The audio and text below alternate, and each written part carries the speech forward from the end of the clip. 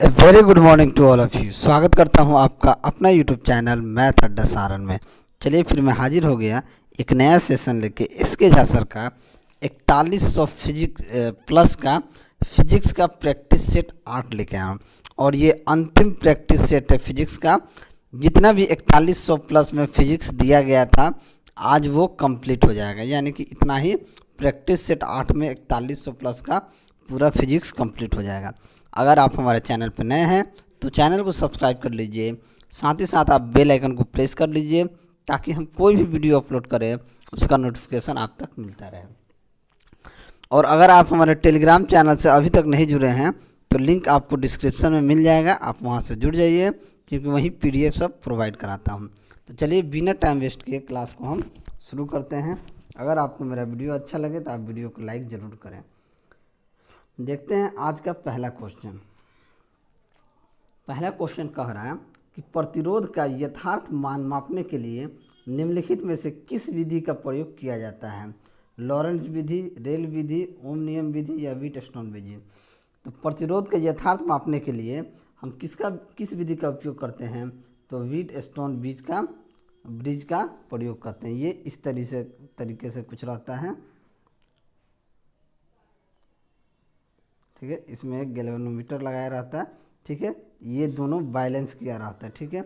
ये अगर P मान लिया जाए, इसको Q मान लिया जाए, इसको R मान लिया जाए, इसको S, तो P/Q बराबर होता है R/S। तो वो व्हीटस्टोन क्या होता है? बैलेंस होता है। चलिए अगला क्वेश्चन देखते हैं। किसी वस्तु का परावैद्युत स्थिरांक हमेशा क्या होता है? तो किसी भी वस्तु का परावैद्युत स्थिरांक जो होता है वो 1 से ज़्यादा होता है, यानी 1 से क्या होता है? अधिक होता है। तो ऑप्शन बी क्या हो जाएगा? आपका सही आंसर हो जाएगा। अगला क्वेश्चन देखते हैं कि चालक का विशिष्ट प्रतिरोध किस पर निर्भर करता है? तो चालक का जो विशिष्ट प्रतिरोध होता है वो चालक की बनावट पर निर्भर करता है या उसके पदार्थ पे। तो ऑप्शन ए क्या हो जाएगा? आपका सही आंसर हो जाएगा। अगला क्वेश्चन देखते हैं कि दिष्ट धारा के मामले में क्या सही है? तो दिष्ट धारा के मामले में देखिए, धारा प्रत्यावर्ती दिशाओं में प्रवाहित होती है या धारा दोनों दिशाओं में प्रवाहित होती है या धारा की दिशा समय के साथ बदलती है, धारा केवल एक ही दिशा में प्रवाहित होती है। देखिए दिष्ट जो धारा होती है ना वो सिर्फ एक ही दिशा में प्रवाहित होती है। बात को समझ गए हैं? ये दिष्ट धारा यानी कि AC, ठीक है, ये क्या होती है? ये आपका एक ही दिशा में प्रवाहित होती हैं। तो ऑप्शन डी क्या हो जाएगा? आपका सही आंसर हो जाएगा। अगला क्वेश्चन देखते हैं कि फ्लेमिंग के वाम हस्त नियम में तर्जनी अंगुली किस दिशा को प्रदर्शित करती है? तो फ्लेमिंग का जो वाम हस्त नियम होता है, ठीक है, वो इस तरीके से होता है। देखिए एक ये उंगली निकला रहता है, ठीक है, यानी कि और एक ये अंगूठा, ठीक है। तो ये जो अंगूठा होता है वो डायरेक्शन किसको देता है? ये फोर्स को डायरेक्शन देता है, ठीक है। और ये जो उंगली होता है ये मैग्नेटिक फील्ड को डायरेक्शन देता है और ये जो उंगली होता है ये करंट को डायरेक्शन देता है। यानी फ्लेमिंग के बाएं हस्त नियम में तर्जनी उंगली जो होता है, तर्जनी उंगली कौन होता है? तो तर्जनी उंगली जो होता है ये वाला, ये तर्जनी होता है, ये किसको देता है? तो ये आपको विद्युत क्षेत्र की यानी मैग्नेटिक फील्ड यानी कि विद्युत क्षेत्र की तीव्रता को बताता है। तो ऑप्शन सी क्या हो जाएगा? आपका सही आंसर हो जाएगा। चलिए अगला क्वेश्चन देखते हैं कि संधारित्र जो है ये किस पे कार्य करता है? ठीक है, संधारित्र कार्य करता है। संधारित्र कार्य किस पे करता है? AC और DC दोनों पे काम करता है। तो ऑप्शन सी क्या हो जाएगा? आपका सही आंसर हो जाएगा। चलिए अगला क्वेश्चन देखते हैं। यही देखिए व्हीटस्टोन ब्रिज है। व्हीटस्टोन ब्रिज में ब्रिज को संतुलित कहा जाता है जब प्रतिरोधों के अनुपात डैश होता है। यानी प्रतिरोधों का अनुपात क्या हो जाएगा? यानी P/Q बराबर R/S हो, P/Q बराबर R/S हो तो क्या होता है? ये आपका बैलेंस होता है, यानी इसका बटा इसका बटा इसका बटा इसका। तो P/Q बराबर R/S हो तो व्हीटस्टोन ब्रिज क्या होता है? बैलेंस होता है। तो ऑप्शन ए क्या हो जाएगा, आपका सही आंसर हो जाएगा। चलिए अगला क्वेश्चन देखते हैं कि एक पानी से भरी बाल्टी में बिजली के 2 तार डालने पर दोनों तारों के पास बुलबुले बन रहे हैं। इससे अनुमान लगाते हैं कि सप्लाई का प्रकार क्या है। अगर पानी के तो वो क्या होता है, अगर बुलबुले बनता है तो वो क्या है, डीसी है। तो ऑप्शन बी आपका क्या हो जाएगा, अगर पानी के से बाल्टी भर दिया जाए और उसमें 2 तार डाल के दोनों तार के पास अगर बुलबुले बन रहे हैं तो समझिए कि वो क्या है, डीसी है, यानी कि डायरेक्ट करंट है। ठीक है, चलिए अगला क्वेश्चन देखते हैं। अगला क्वेश्चन देखते हैं कि ये न्यूमेरिकल है कि 1.5 ओम के प्रतिरोध वाले परिपथ पर 150 वोल्ट लगाया जाता है तो प्रतिरोध द्वारा खर्च किया गया शक्ति क्या है। ठीक है, यानी कि पावर हमसे पूछ रहा है। यहाँ पे रेजिस्टेंस कितना है, रेजिस्टेंस जो है 1.5 ओम है। भी है यहाँ पे कितना है, 150 वोल्ट है। तो P बराबर क्या होता है, P बराबर होता है V² बट्टा R। V² यानी कि 150 गुना 150 और बट्टे में क्या हो जाएगा, बट्टे में हो जाएगा 1.5। अब ये 1.5 को अगर इसके काटे 10 से ऊपर नीचे गुना कर दें तो ये 10 हो जाएगा, ये 15 हो जाएगा, ये कट जाएगा कितना बार में, 10 बार में, यानी कि 15,000 क्या हो जाएगा, 15,000। ये आपका 150 है, एक 10 से गुना कर दिए तो ये 1500 हो गया, ये 10 बार में, यानी कि ये हो जाएगा 15,000 वाट होगा। कितना हो जाएगा, 15,000 वाट। तो ऑप्शन कौन सा सही हो जाएगा आपका, ऑप्शन 15,000 वाट तो दिया ही नहीं है, लेकिन ऑप्शन सी में अगर 1 जीरो रहता तो 15,000 वाट क्या होता, आपका सही आंसर हो जाएगा। यहाँ मिस्टेक है। ठीक है, चलिए अगला क्वेश्चन देखते हैं। एक बिजली के लैंप को 100 वाट 200 वाट के रूप में चिन्हित किया जाता है तो फिलामेंट का प्रतिरोध क्या हो जाएगा। तो फिलामेंट का प्रतिरोध क्या होगा, हमसे यही पूछा गया है। ठीक है, फिलामेंट का प्रतिरोध क्या होता है, अगर 100 वाट दिया है, क्या दिया है, P अगर एक का अगर हम देख लें, अगर P1 हमारा 100 वाट है और P2 हमारा 200 वाट है। ठीक है, तो P1 अगर हम देखें तो P1 बराबर क्या हो जाएगा, V1 का स्क्वायर बट्टा R², V1 बट्टा R1। ठीक है, अब देखिए यहाँ से हमारे पास क्या इक्वेशन आएगा, V1 हमारा कितना है, P1 हमारा कितना है 100, तो यहाँ पे 100 R1 बराबर V1 का स्क्वायर हो जाएगा। ठीक है, चलो रुकिए ये इस फॉर्मूला से लगाते हैं। P या एक बिजली के लैंप को 100 वाट 200 वाट के रूप में चिन्हित किया जाता है। ठीक है, तो हमसे पूछ रहा है फिलामेंट का प्रतिरोध क्या हो जाएगा। अगर P को हम 100 वाट मान लिए, ठीक है, अब ये मिस्टेक है कुछ इस क्वेश्चन में। ठीक है, 100 वाट 200 वाट, ये वाट नहीं होकर वोल्ट होता, तो ये वोल्ट होता तो ही तो होता। अगर V को अगर 200 को हम 200 वोल्ट मान लें तो R हमारा क्या हो जाएगा, V² बट्टा P। V² होता तो 200 गुना 200 बट्टा R कितना 100, तो ये 2 दूना 400 क्या हो जाता, 400 ओम हो जाता। ठीक है, तो इस क्वेश्चन में दोनों वाट ही है, तो मिस्टेक है। अगर एक भी रहता तो 400 ओम क्या हो जाता, आपका सही आंसर हो जाता। चलिए अगला क्वेश्चन देखते हैं। इसका आंसर इनमें से कोई नहीं हो जाएगा कि 10 वाट 12 वाट 24 वाट के 3 प्रतिरोध 250 वोल्ट सप्लाई से समांतर जुड़े हैं।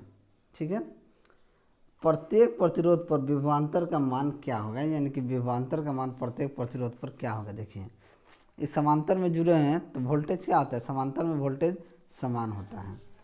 समांतर में वोल्टेज क्या होता है, समान होता है, तथा धारा का मान क्या होता है, असमान होता है। और श्रेणी में धारा का मान प्रत्येक परिपथ में समान होता है तथा वोल्टेज का मान असमान होता है। तो इसका क्या हो जाएगा, इसका समान हो जाएगा। विभवांतर का मान क्या हो जाएगा, समान हो जाएगा तो ऑप्शन ए क्या हो जाएगा, आपका सही आंसर हो जाएगा। चलिए अगला क्वेश्चन देखते हैं कि 10 ओम के दो समान प्रतिरोधक समांतर रूप से जुड़े हैं। यह संयोजन 10 ओम के तीसरे प्रतिरोधक से जोड़ा जाता है तो संयोजन का समकक्ष प्रतिरोध किसके बराबर होगा। दो समांतर प्रतिरोधक हैं, मान लीजिए ये 10 ओम का, ये 10 ओम का, ये 10 का दो समांतर प्रतिरोध हैं। इसे हम ए कह देंगे। एक और 10 प्रतिरोध यहाँ जोड़ देते हैं, इसको बी कह देते हैं। तो 10 10 के सामने क्या हो जाएगा, 10 10 के सामने क्या हो जाएगा, 5 हो जाएगा। 10 10 के समानांतर है तो ये हो जाएगा 5 ओम। तो 5 ओम और 10 ओम को जोड़ देंगे तो कितना हो जाएगा, 15 ओम क्या हो जाएगा, हमारा ऑप्शन सी सही आंसर हो जाएगा। ठीक है, चलिए अगला क्वेश्चन देखते हैं कि एक उपभोक्ता दैनिक के 4 घंटे के लिए 100 वाट के 5 लैंप को 2 घंटे के लिए 125 वाट के एक टेलीविज़न और 1 घंटे के लिए 500 वाट की एक विद्युत इस्त्री का उपयोग करता है। ठीक है, 40 पैसे पर यूनिट की दर से प्रतिदिन के कुल लोड का ऊर्जा व्यय क्या होगा। अब देखिए 4 घंटे के लिए 100 वाट जलाता है और 4 घंटे के लिए 100 वाट 5 लैंप में जलाता है। तो 5 लैंप द्वारा खर्च ऊर्जा कितना हो जाएगा, 5 लैंप द्वारा खर्च ऊर्जा हो जाएगा 4 गुना 100 गुना 5 यानी कि 5 के 20 2000 वाट हो जाएगा। ठीक है, टेलीविज़न द्वारा अगर हम खर्च देखें, एक टेलीविज़न 1 घंटे के लिए 500 वाट की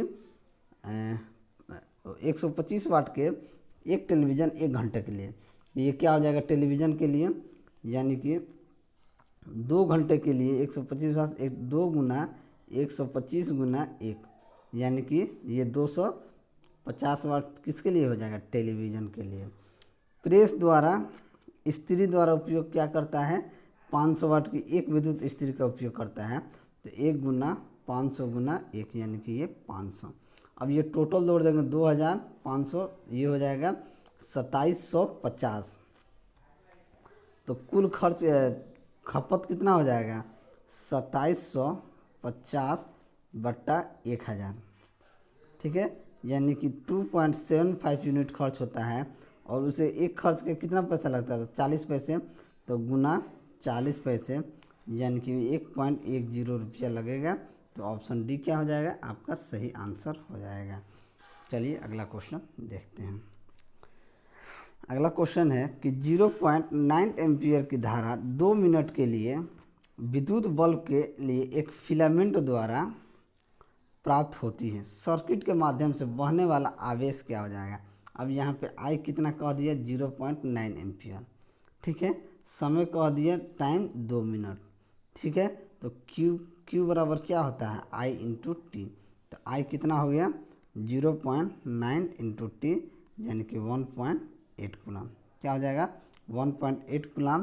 तो हमारा आंसर क्या हो जाएगा, और टाइम सॉरी यहाँ 2 मिनट का है ना, तो 2 मिनट को 60 इसमें बदल देंगे, 2 गुने 60 18 108 हो जाएगा। क्या हो जाएगा, 108 हो जाएगा। मिनट को सेकेंड में बदलेंगे तो 108 कूलम हो जाएगा, सी। ठीक है, तो ऑप्शन सी क्या हो जाएगा, हमारा सही आंसर हो जाएगा। अगला देखते हैं कि 2 ओम प्रतिरोध एस ए की धारा 30 मिनट तक प्रवाहित करने पर, एस ए की 5A लिखा है, ये 5A होगा, प्रवाहित करने पर अंतरित ऊर्जा क्या होगी। ठीक है, अंतरित ऊर्जा क्या होगी, आर हमारे पास कितना दिया हुआ है, 2 ओम। ठीक है, फिर आई हमारे पास कितना दिया है, 5 एम्पियर। ठीक है, टाइम दिया है 30 मिनट, 30 मिनट यानी 30 गुना 60 यानी कि 1800 सेकेंड। ठीक है, तो एच बराबर क्या होता है, एच बराबर होता है आई स्क्वायर आर टी। आई कितना दिया है, 5, तो 25 गुना 2 गुना और हमारे पास 2 दिया है 1800, गुना कर देंगे 25 दूना 50, 50 गुना 1800, 18 5 90 यानी कि 90,000। 90,000 का मतलब होगा 9 के into 10 to the power 4 joule. तो ऑप्शन डी क्या हो जाएगा आपका सही आंसर हो जाएगा। चलिए अगला क्वेश्चन देखते हैं कि 12 वोल्ट का विभवांतर वाले दो बिंदुओं के बीच किया गया कार्य 36 जूल है। उन बिंदुओं के बीच बहने वाले विद्युत आवेश क्या हो जाएगा। देखिए वोल्ट यहाँ पे कितना दिया है 12 वोल्ट, 36 जूल किया गया कार्य यानी कि डब्लू कितना दिया है 36 जूल। तो क्यू हमसे पूछ रहा है, तो क्यू बराबर क्या होता है W/V यानी कि 36/12 यानी कि 3 कूलाम। तो ऑप्शन सी क्या हो जाएगा आपका सही आंसर हो जाएगा। चलिए अगला क्वेश्चन देखते हैं। अगला क्वेश्चन है कि एक चुंबक के अंदर चुंबकीय बल रेखाओं की दिशा होती है, यानी कि एक चुंबक के अंदर चुंबकीय बल रेखाओं की दिशा क्या होती है। तो उसमें 2 ध्रुव होते हैं, दक्षिणी ध्रुव और उत्तरी ध्रुव। तो ऑप्शन बी क्या हो जाएगा आपका सही आंसर हो जाएगा। ठीक है, अगला क्वेश्चन है कि निम्न में से कौन सा इलेक्ट्रोमैग्नेटिक के बारे में सत्य नहीं है, यानी कि इलेक्ट्रोमैग्नेटिक के बारे में सत्य नहीं है, यही हमसे पूछा गया है। ठीक है, तो इलेक्ट्रोमैग्नेटिक क्या होता है। ठीक है, यह अस्थायी चुंबक है, इसकी क्षमता उसके पोल के बीच के साथ भिन्न होती है, यह ध्रुवीकरण नहीं किया जा सकता है, इसकी क्षमता को बदला जा सकता है। तो इलेक्ट्रोमैग्नेटिक को ध्रुवीकरण नहीं किया जा सकता है, तो ऑप्शन सी क्या हो जाएगा आपका सही आंसर हो जाएगा। चलिए अगला क्वेश्चन देखते हैं कि निम्न सूत्र किसके सिद्धांत को दर्शाता है। तो ये जो सूत्र है किसके सिद्धांत को दर्शाता है, तो ये लेंस के नियम को दर्शाता है। तो ऑप्शन डी क्या हो जाएगा आपका सही आंसर हो जाएगा। अगला क्वेश्चन देखते हैं कि फ्लेमिंग के बाएं हाथ के नियम के अनुसार बल की दिशा क्या होती है। बाएं हाथ के नियम बल की दिशा कितनी होती है अभी हमने बताया है।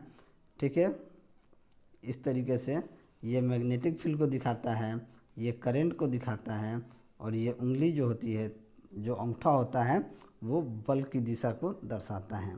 तो फ्लेमिंग के बाएं हाथ के नियम के अनुसार बल की दिशा को कौन दर्शाता है, तो अंगूठा दर्शाता है। तो ऑप्शन सी क्या हो जाएगा आपका सही आंसर हो जाएगा। चलिए अगला क्वेश्चन देखते हैं कि विद्युत चुंबक डैश की बनी होती है। तो विद्युत चुंबक जो होता है वह नर्म लोहे की कोर की बनी होती है। तो ऑप्शन ए क्या हो जाएगा सही आंसर हो जाएगा। चलिए अगला क्वेश्चन देखते हैं। निर्वात को माना जाता है, निर्वात को क्या माना जाता है, तो इसे अचुंबकीय सामग्री माना जाता है। तो ऑप्शन ए क्या हो जाएगा आपका सही आंसर हो जाएगा। अगला क्वेश्चन, एक चुंबक के आसपास की जगह के लिए शब्द क्या है जहां इसके प्रभाव को पता लगाया जाता है। ठीक है, तो वो चुंबकीय क्षेत्र होता है। तो ऑप्शन डी क्या हो जाएगा आपका सही आंसर हो जाएगा। अगला क्वेश्चन देखते हैं कि जिस पदार्थ की धारणा शक्ति उच्च होती है वो डैश बनाने के लिए उपयोग किया जाता है। तो क्या बनाने के लिए उपयोग किया जाता है, तो अस्थायी चुंबक बनाने के लिए। तो ऑप्शन सी क्या हो जाएगा आपका सही आंसर हो जाएगा। अगला क्वेश्चन देखते हैं कि निम्न में से कौन लौह चुंबकीय पदार्थ है। तो लौह चुंबकीय पदार्थ कौन सा है, तो निकेल जो होता है वो लौह चुंबकीय पदार्थ होता है। तो ऑप्शन ए क्या हो जाएगा आपका सही आंसर हो जाएगा। चलिए अगला क्वेश्चन है उत्तरी गोलार्ध में स्थित एक तरल समतल प्लेट संग्राहक यानी कलेक्टर आमतौर पर डैश दिशा के सामने एक निश्चित स्थिति में झुका होता है। तो वो क्या होता है, वो जो उत्तरी गोलार्ध में दक्षिणी दिशा के सामने एक निश्चित स्थिति में झुका होता है। तो ऑप्शन सी क्या हो जाएगा आपका सही आंसर हो जाएगा। अगला क्वेश्चन देखते हैं कि नीचे दर्शाया गया किसका प्रतिरूपण, ये एमिटर बेस कलेक्टर ये क्या होता है, ये आपका पीएनपी ट्रांजिस्टर का रूप होता है। क्या होता है पीएनपी ट्रांजिस्टर। तो ऑप्शन डी क्या हो जाएगा आपका सही आंसर हो जाएगा। अगला क्वेश्चन देखिए कि अर्धचालक शब्दावली में डोपिंग क्या होता है। तो अर्धचालक शब्दावली में डोपिंग क्या होता है, जो अशुद्धता प्रतिशत को बढ़ाने की एक प्रक्रिया होता है। तो ऑप्शन बी क्या हो जाएगा आपका सही आंसर हो जाएगा। अगला क्वेश्चन देखते हैं कि एम्पलीफायर का उद्देश्य क्या है। तो एम्पलीफायर का जो उद्देश्य होता है वो आगत संकेतों की शक्ति या धारा वोल्टेज को बढ़ाने का होता है। तो ऑप्शन ए क्या हो जाएगा आपका सही आंसर हो जाएगा। और ये अंतिम क्वेश्चन देखते हैं कि प्रकाश उत्सर्जक डायोड एलईडी इलेक्ट्रॉनिक उपकरणों में प्रयोग किया जाता है जैसे टेलीविज़न डैश छोड़ती है। ठीक है, तो ये किस में उपयोग किया जाता है? तो रेडियो तरंगों में। तो ऑप्शन सी क्या हो जाएगा आपका सही आंसर हो जाएगा। तो चलिए, अगर मेरा वीडियो आपको अच्छा लगा हो तो वीडियो को लाइक करें, दोस्तों में शेयर करें। अगर आप हमारे चैनल पर नए हैं तो चैनल को सब्सक्राइब करें। मैं ऐसे ही वीडियो लेकर आपके सामने हाजिर होता रहूँगा। चलिए मिलते हैं अगले वीडियो में, तब तक के लिए जय हिंद।